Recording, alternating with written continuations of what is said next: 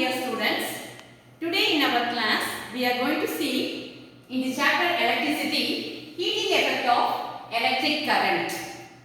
When you are considering heating effect of electric current, the useful heating effect is very necessary. Before going into the topic, we have to think about Joule's law. What Joule's law states? Okay, Joule's law we have to see. Joule's law states that, okay, the heat produced in the resistor, so it is denoted with the letter H. Heat produced in the resistor is directly proportional to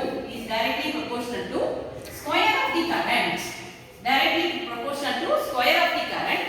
and it is directly proportional to resistance. Okay, directly proportional to resistance, and then it is directly proportional to time of flow of current through the resistor.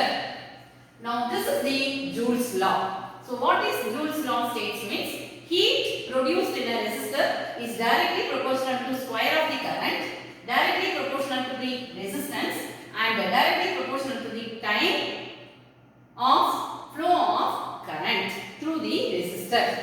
Now this can be written as H is directly proportional to I square R T, where the proportionality constant is equal to 1. You can write the formula as H is equal to I square R T. H is equal to I square R T. So what is Joule's law states? The statement and the formula can be given.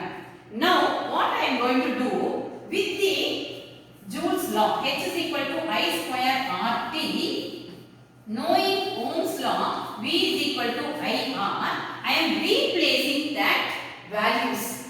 And how we can derive other formulas for the heat produced in the resistor. So H can be here. I am in place of I. Okay, I can substitute V by R. In place of I can substitute V by R.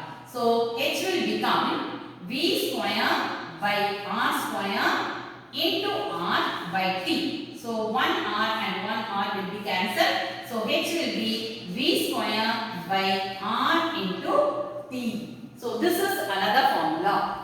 And next formula, instead of R, you can substitute R is equal to V by I. R is equal to V by I. So when you are substituting, this formula will become H is equal to I square V by I into T. So I and square will be cancelled. So H will be equal to V I T. So totally you are getting 3 formulas based on Ohm's law.